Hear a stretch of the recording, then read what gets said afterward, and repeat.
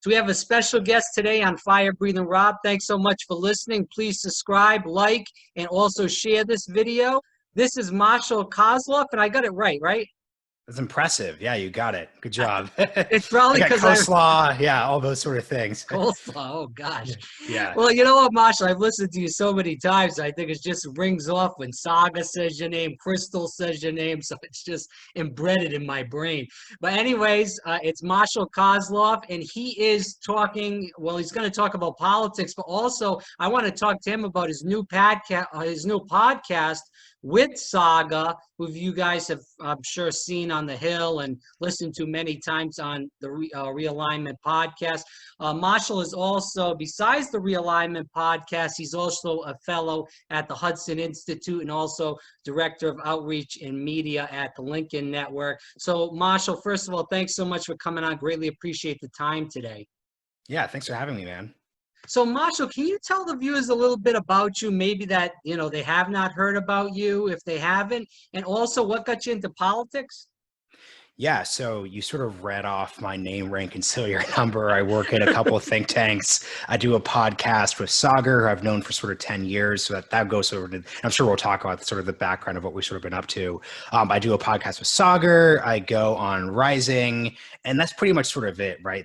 I'm sure you're experiencing this with Zoom and with like the half lockdown we're in. It feels like this is sort of everything right now. I think I used to have hobbies, but yeah, so that's basically it right now. But in terms of other things, I love politics, always have. I'm from Portland, Oregon. And if anyone knows, other than this sort of like riot and Antifa stuff, normally Oregon is not that relevant from a political perspective. So if I wanted to do politics, I had to come out to DC. So that's where I met Sagar. And over time, I got more and more into media, but doing podcasts like this is a cool time to do all this sort of stuff. So that's basically it. So can you tell us a little bit of a background story of when you did meet Sagar? Yeah, it's funny because this is definitely a situation where if you believe in sort of low stakes fate, this is basically what sort of happened. So I did a high school program with one of Sagar's best friends back in 2009. And then that next year, that friend found out I was going to GW, a school in DC. And he's like, hey, you should talk to my friend Sagar. Sagar posted on my Facebook wall. I literally didn't respond. Just totally ignored, totally like had checked out senior year of high school. And then, 2 months later, we're standing in line in June for sort of like orientation. And this guy just turns to me and says, are you Marshall? And it was Sagar. So I totally had blown him off, but we actually were able to sort of connect there. So like that's a really crazy serendipitous thing. I mean, there were 4 different orientation sessions. So if we picked different orientation sessions, if we've been standing in line differently, never would have connected. So we've stayed best friends since then. And eventually, like everyone else and their cousin, we're like, hey, let's do a podcast. Which we actually started doing right before Sagar started Rising. So the timing couldn't have been better. Right, so let's kick that podcast around, the Realignment Podcast. Check it out on Apple Podcasts. They do have it on YouTube too. So I definitely would check that out. And where you get any of your podcasts, I would check it out. You tell the viewers, why did you name it Realignment, and also how did it develop?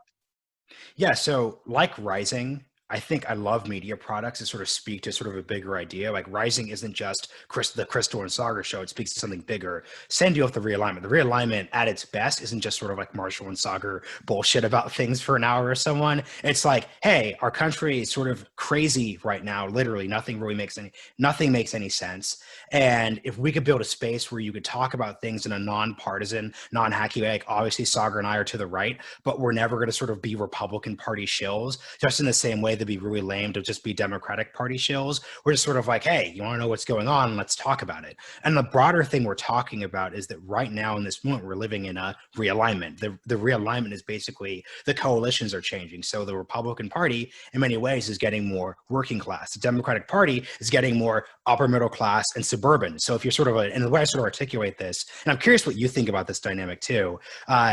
If you're a Bernie voter, right, you would sort of be, a lot of Bernie voters were sort of shocked that Bernie lost in the primary to Joe Biden, and they sort of resorted to sort of conspiracy theories and the DNC in Iowa. And it's like, no, it's not a conspiracy theory. It just turns out that your party has a lot of upper middle class, moderate suburban people. And when you combine those upper middle class, moderate suburban voters with like frankly, like black people in the South who like Joe Biden because he was Obama's VP, that's going to beat Bernie. But Marshall, my thing is, and as a Bernie supporter too, is we see that the DNC is running away from unions, running away from workers in general, low, medium, middle class workers, even low wage workers. They're running against the Black community, and they're even running against the Latino community too. We're seeing Trump's doing better with Latino voters in Florida, where I am right now, and also with Black voters now. So my thing is, what do you feel like? We talked about the realignment, which is what your podcast is about, and I feel like the Democratic Party is a realignment right now, where they're realigning the wrong way. They're realigning against the base, which the base wants: Medicare for all, free college, a Green New Deal. They're going against that, and a lot of times they're losing. We saw what happened with Hillary Clinton. She didn't go to Michigan. She played against Black voters. She played against Latino voters, and that's why I believe she lost. She then those Rust Belt states. So, what do you feel about that? Yeah, there's so much there, and I like the way you sort of set it up. Podcaster to podcaster, of course. But the obvious thing here, one, is that, look, the DNC is super incompetent. I think the RNC is super incompetent, right? I think if there's one thing pretty much all of our adjacent audiences are going to agree to, it's the idea that, like, none of us really trust the parties. None of us really trust the institutions in this country. Like, no one likes Congress. No one likes the media. No one sort of says, like, I'm a Democrat and that's awesome, right? Like, that's just not a thing, and for good reason. So I'm not here to sort of defend, like, the competence of the DNC. Like, that's a losing battle. But what I would say is that actually the picture is a little more complicated. So, for example, if I'm a DNC person, I could say, you know what? Yeah, you're right. Like, Hillary got a little overconfident in Wisconsin, but guess what? She still won the popular vote by 3 million votes. So what a DNC person would say is, like, actually, there's, a tactical mistake of not campaigning the right way and being overconfident, but there's the broader structural critique of, actually, we are in the right direction. It's just sort of like America, but as the outdated, and this is their perspective, not my perspective, but the outdated electoral college system, voter suppression, all those sort of things. So there's a lot of different stories that a DNC type could tell themselves to not feel like they're doing that. And then the second thing I'll add before I cut off and get your response is, the whole idea that they're sort of like playing against the base. It's like, well, what is the base of the Democratic Party? Because actually, if you look at the primary, the base of the Democratic Party was not Green New Deal left voters. It was really like Black people in the South and moderate suburban voters. And to defend them too, guess what happened in 2018? Democrats took back the House because those same moderate suburban voters that knocked off Republicans. So they do have, we could disagree at the political ends that this coalition wants, but there is a convincing argument that they are reflecting something politically. But wouldn't you say that, for instance, Bernie lost South Carolina by 25, 30 points? That was pretty much going to happen. I blame that on the campaign, because they didn't really reach out in South Carolina and go down there. And I saw it on Rising too. They did not go and ask James Clyburn for the endorsement. He probably wouldn't have given it to him anyway, but Bernie should have done that. The campaign should have done that. Not only that, but I want to talk about Super Tuesday too. We look at Super Tuesday. Remember, Elizabeth Warren was playing on those sexist sentiments against Bernie, not only in the debate, but if she didn't drop out, if she dropped out rather on Super Tuesday, and all those other people had dropped out, their names were still on the ballot, such as Bloomberg, Buttigieg, and Klobuchar, I think Bernie probably would have won Massachusetts. He may have won Minnesota. And all these other states where a lot of these Elizabeth Warren voters would have voted for Bernie Sanders. What is your take on that, though? The take is that Bernie has a situation, and less Bernie, because we're sort of looking forward here too. This is what any of your listeners who are in sort of like the socialist or progressive left are sort of thinking. Bernie has a third of the party. Like Democratic Socialism has 1/3 of the party, but as the current primary calendar is set up and as the current coalition, that's just not enough to win. It was possible for, and I think and that's sort of the big issue, like that. And the good news, if you're sort of a democratic socialist, is that Biden was really sort of the last gasp of that specific coalition. So someone, and like, once again, like, I totally get why, like, a Black person in the South is like, I'm going to back Joe Biden, right? Like, because you've sort of, this was talked about in Rising, there's a really great, like, episode of The Daily by the New York Times where they were talking to Black voters in the South. They were like, this person said, look, like, Joe Biden is like an old white dude, yet he like subordinated himself to a young Black man for 8 years and didn't cause trouble. I respect that. So I'm like, you know what? That makes a lot of sense. Like, I really don't like when people engage in the false consciousness arguments, or sort of say that, oh, like you're voting against your interests, you're sort of making the wrong choice. I think we should largely trust that people are deciding what they think is best for themselves. What do you say to these people that are liberals and they go over there, and you've probably had this happen in your life, where they call you Uncle Tom, all these other words and stuff like that, which I think is, kicking up even more now with this political climate. Yeah, so I mean, I'm lucky that I've never Oh, had wow. that. Okay. Like, I've never had that experience. Right. But to the broader phenomenon, which is always something that people sort of think about. Look, I think presentation matters, and I think if there's a fair critique Yeah. that the left makes of a lot of like Black conservatives, quote unquote, it's that they're largely performing for people, right? So like, here's the way to think about this, right? Like the argument that I hate is the whole like Black people are on the Democratic plantation and like aren't like voting for their interest, which would be the Republican interest, right? I'm sure did you see that big ad in Baltimore, like where the Black woman running for Congress was like, look what the Democrats did. It's like, okay, like real talk, like Republicans, especially like traditional Republicans, have basically nothing to say to Baltimore.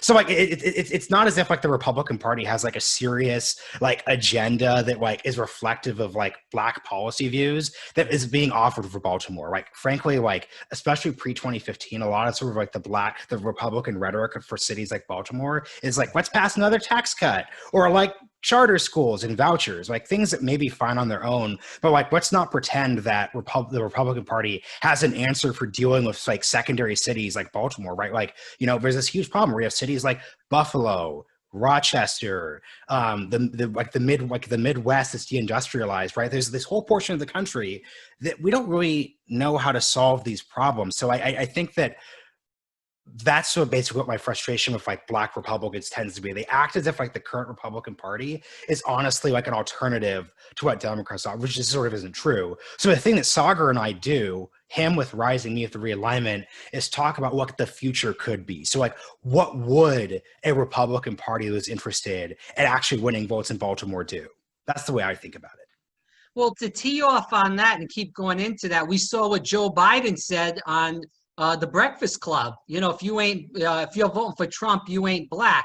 It's almost like the Democrats, whether they are, whoever they are, progress that they have that Black vote. And if you vote for Trump, or if you're a Republican, then you're a loser, then you're a moron, or whatever other code word that they can say. So what do you think about that when Joe Biden did go on that? Because he was talking to somebody that's a Republican, that's a Black Republican. So a couple things. So one, look, the coldest take of this entire recording is going to be that was condescending, right? Like really bad. Joe Biden is a horrible communicator, but has clearly gotten worse with age, right? Like, I'm not going to shock anyone with that. Like, you're going to be, what? You said that? No, like, obviously that's true. Right.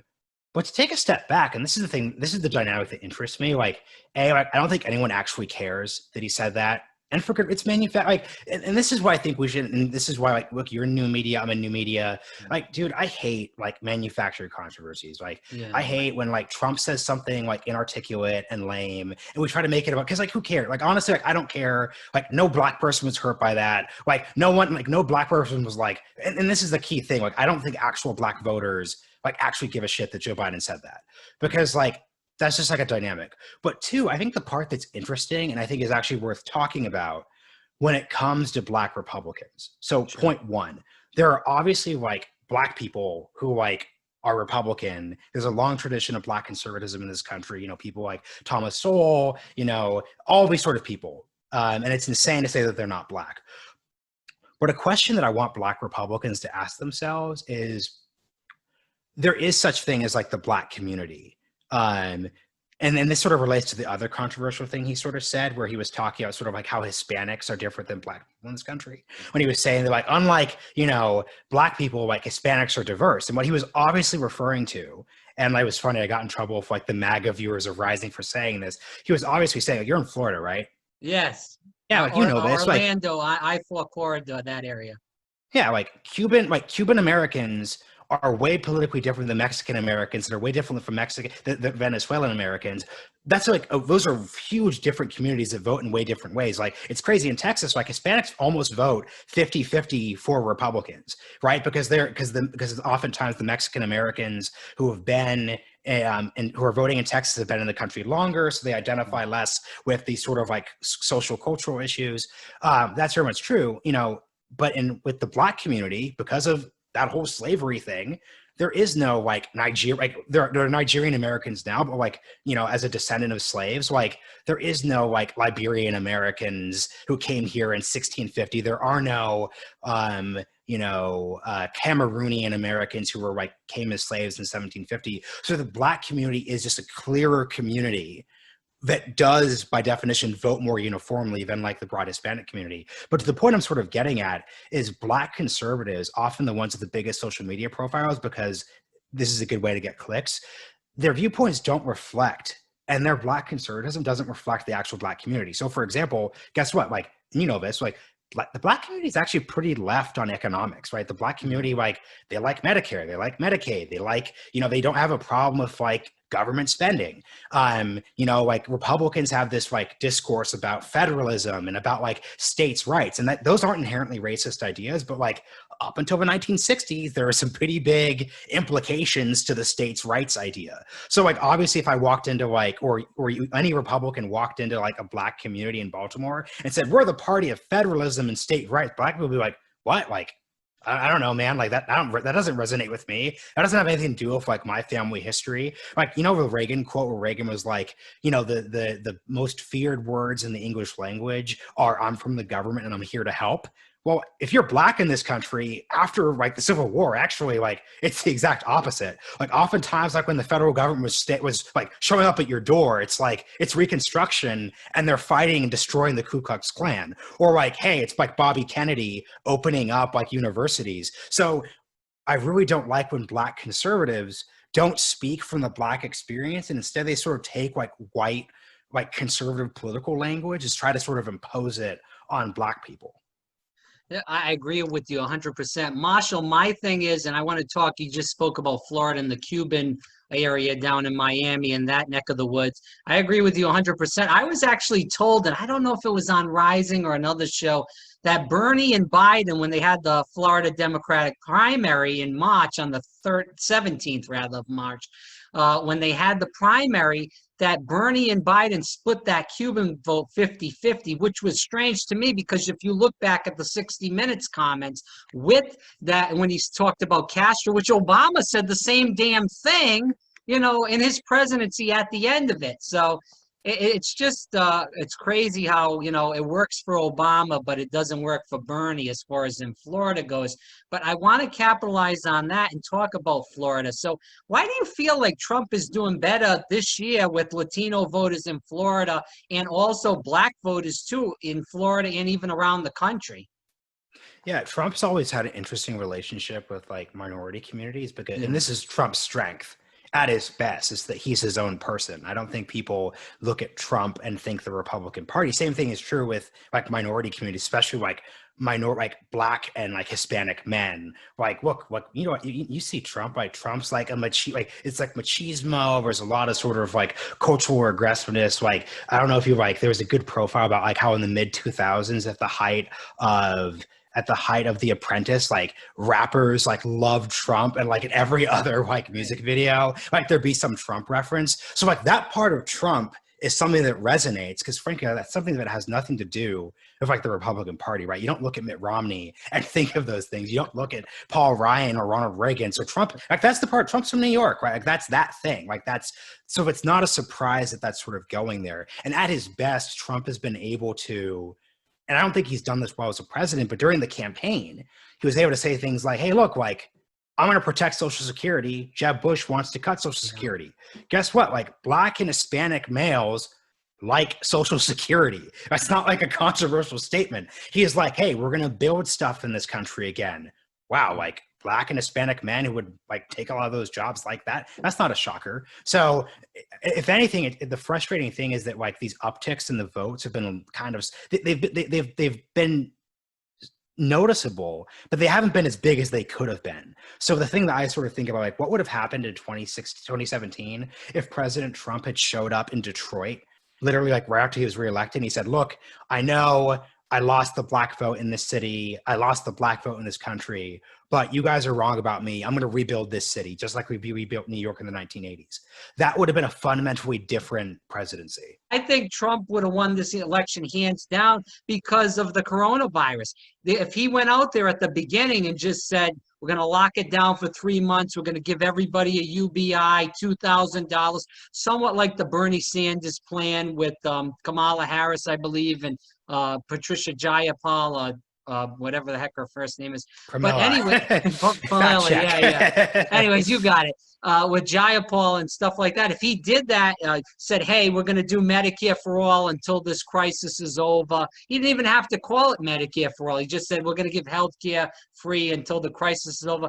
He would have won this hands down, but it seems like the neocons in the party, and Stephen Miller and all the rest of this group is trying to push him way farther to the right than he really wants to be. I look at Trump in 2016, and he was talking, you said, even against Jeb Bush, against Hillary in the general.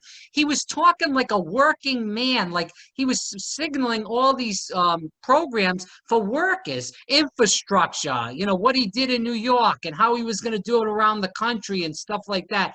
But when he got into office, he didn't really push those policies hard enough. He went right to tax cuts in 2017 and pushed all, and getting rid of Obamacare and stuff like that.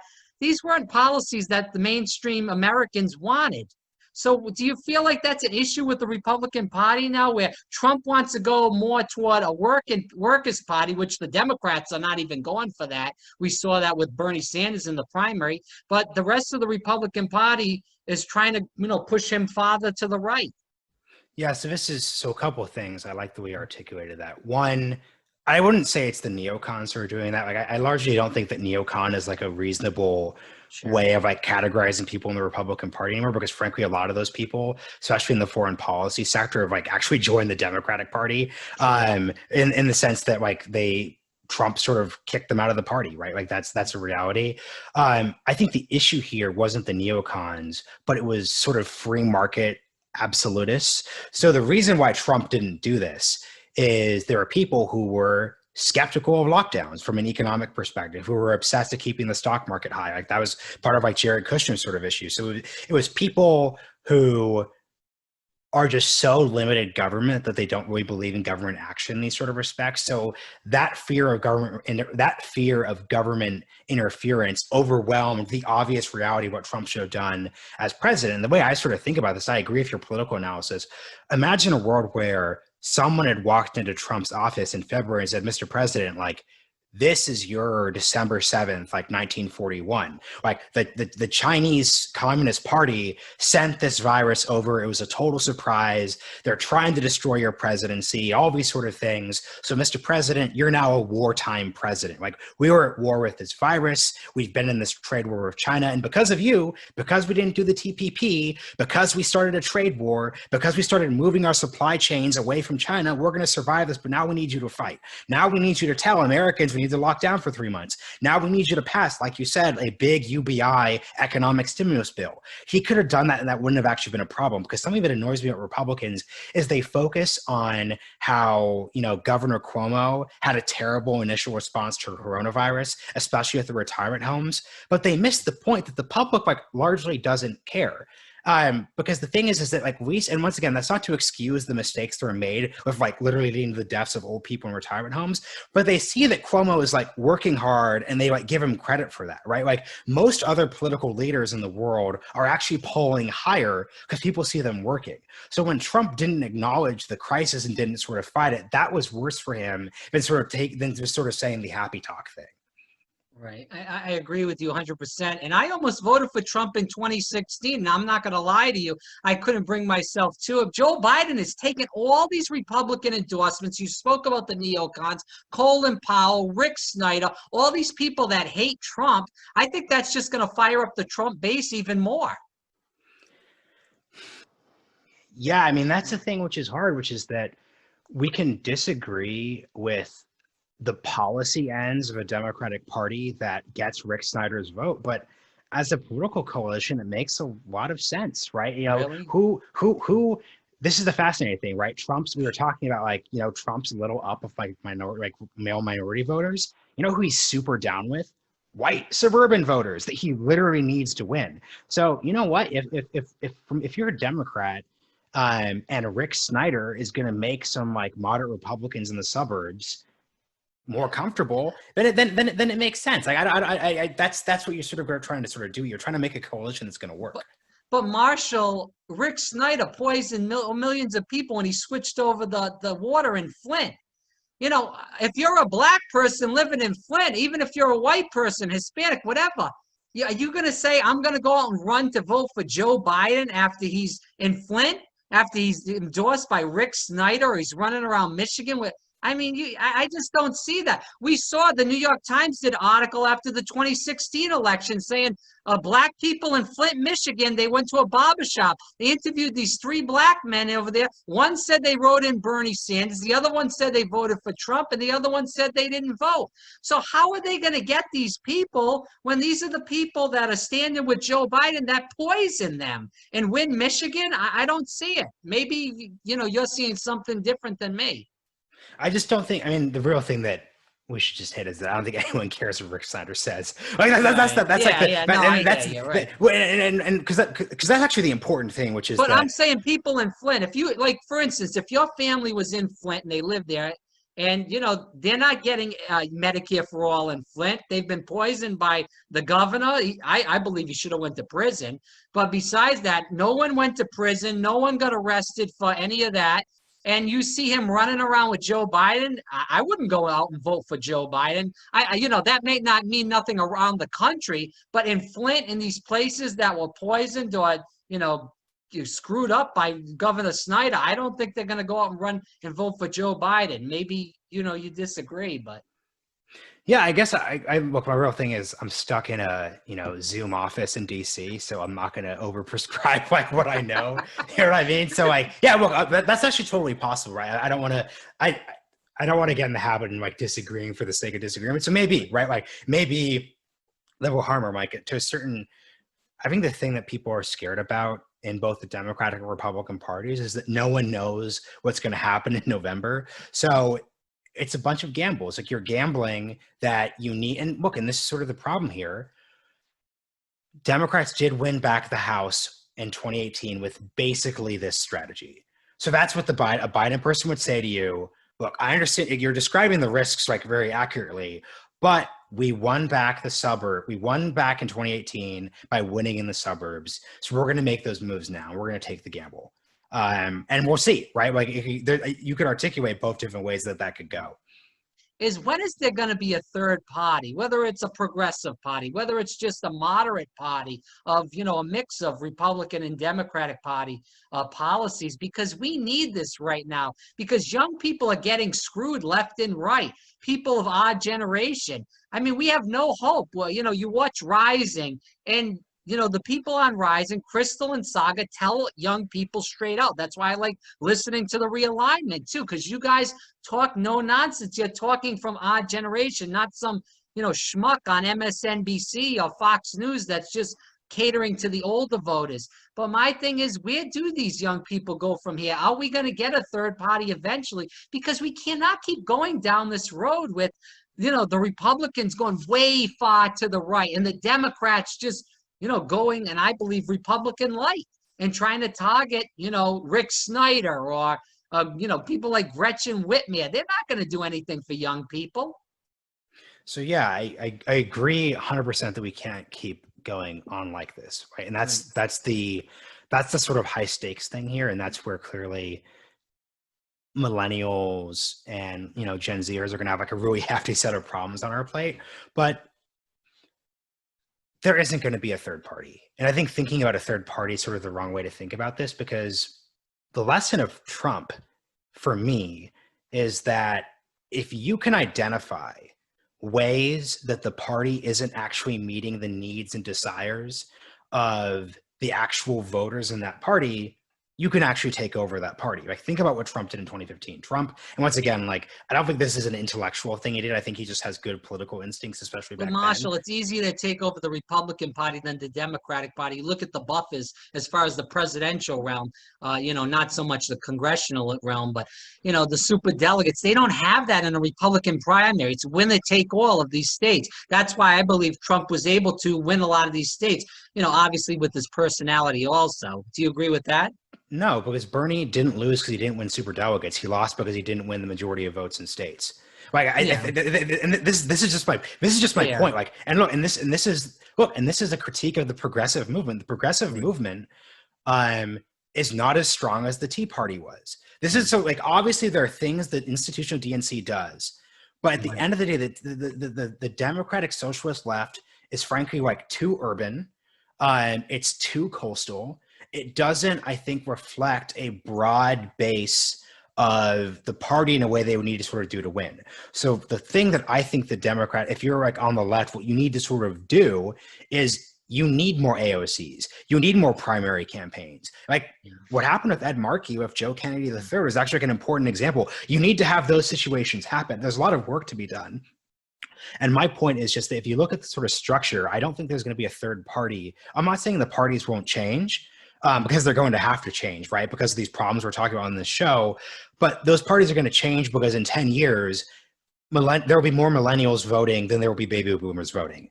And in that situation, there will be a different Democratic Party, a different Republican Party. And sort of prepping yourself for that moment in 10 years is going to be what you're going to need to do. But yeah, to be entirely honest, like if you're a Tea Party person, you didn't get what you wanted for the past, 10 years. Like Obamacare was never repealed. In many ways, Trump didn't run on a Tea Party agenda. And now a lot of the Tea Party folks are like populist right people. And the progressive left is going to have to suffer through the same experience. I don't think if you're a progressive left person, your political agenda is going to be enacted over the next 4 years, regardless of whether Trump wins election. So the question what you have to do is like, what can you do? You have to run for office. You have to be an activist, and you have to build your own media. You have to be very aggressive. You have to defend Ed Markey. You have to do those sort of things. It's not sexy. It's not fun oftentimes, but that's what you need to hit. Can you quickly summarize with the last question? Trump does lose, or even if Biden loses, so for both sides, where do Republicans and Democrats go from both of those sides if Trump loses and if Biden loses?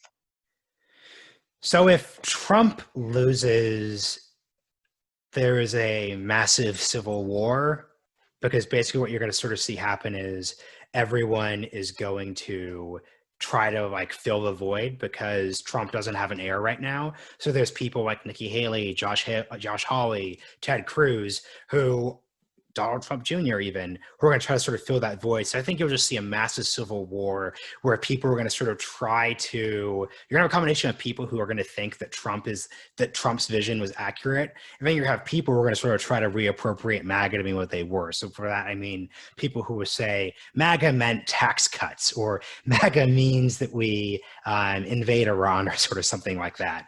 On the Democratic side, I think you're going to be in a sort of really weird space where I think the left and the center office is going to be a really terrible, terrible spot, because the lesson will be unclear. Because like Biden, this isn't like Hillary with like where there are the super delegate excuses where they're like, Biden won the primary. Like he actually just outright won the primary. Right. So I don't think progressives will have sort of a weird case to make if you think about it, right? Because what you'll be sort of saying is, you can't just say, screw you, DNC, you picked Joe Biden. You're having to actually say, hey, like older voters, hey, 2/3 of this party, you guys made the wrong choice. So that's a weird sort of space to be in. So I think it'll just be chaos, and whichever side loses will have a lot of chaos without any clear winners or people who are able to articulate that. All right, Marshall, as we end, can you tease the viewers of where they can find the podcast and find more about you in general? Yeah, totally. So obviously you could find the Realignment, Sagar, and myself on Twitter.